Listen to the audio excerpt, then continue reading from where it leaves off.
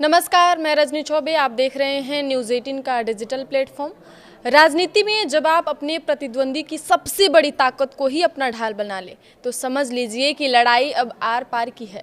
पश्चिम बंगाल की मुख्यमंत्री ममता बनर्जी ठीक यही कर रही हैं। सोमवार को उन्होंने सिलगुड़ी में महाकाल मंदिर बनाने का ऐलान कर दिया। इतना ही नहीं, गंगा सागर पुल का वादा भी कराए। यह सिर्फ आस्था का मामला नहीं बल्कि 2026 के विधानसभा चुनाव से पहले बीजेपी के पिच पर जाकर बैटिंग करने का एक सोचा समझा मास्टर स्ट्रोक है। पश्चिम बंगाल की राजनीति में जय श्री राम के नारे से कभी इरिटेट होने वाली ममता बनर्जी अब खुद महाकाल की शरण में है। साल 2025 के शुरुआती हफ्तों में ममता बनर्जी ने जिस तरह से धार्मिक और सांस्कृतिक एजेंडे को धार दी है, वह टीएमसी की बदलती रणनीति का सबसे बड़ा सबूत है।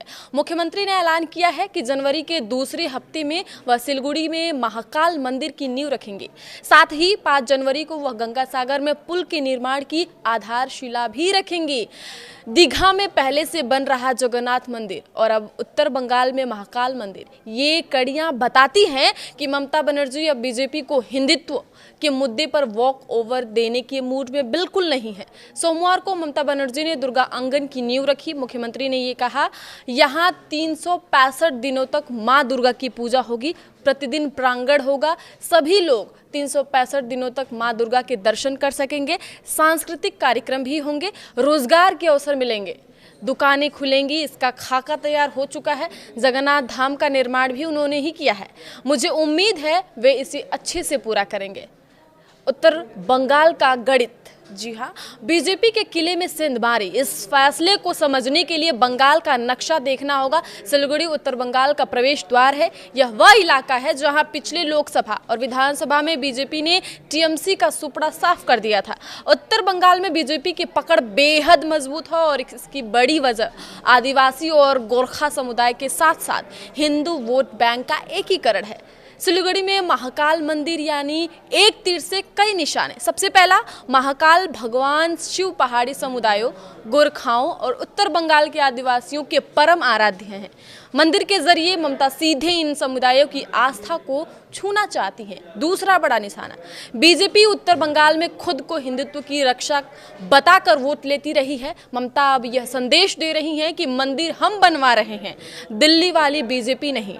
तीसरा और आखिरी निशाना, बीजेपी का बंगाल में सबसे बड़ा राजनीतिक हथियार रहा है ममता बनर्जी पर मुस्लिम तुष्टीकरण का आरोप लगाना। मुहर्रम पर दुर्गा पूजा विसर्जन रोकने के पुराने आरोपों से लेकर संदेश खाली तक बीजेपी ने ममता की छवि हिंदू विरोधी बनाने में पूरी ताकत झोंक दी थी। ममता बनर्जी इस नैरेटिव को तोड़ने के लिए अब आक्रामक सॉफ्ट हिंदुत्व की राह पर हैं। अब मैं ममता बनर्जी के बयान सुनाती हूँ। कई लोग ऐसा कह रहे हैं कि मैं तुष्टीकरण कर रही हूं, लेकिन मैं धर्मनिरपेक्ष हूं और सभी धर्मों में विश्वास करती हूं। मुझे बंगाल से प्यार है, मुझे भारत से प्यार है। हम सभी जातियों, सभी धर्मों से प्यार करते हैं। यही हमारी विचारधारा है।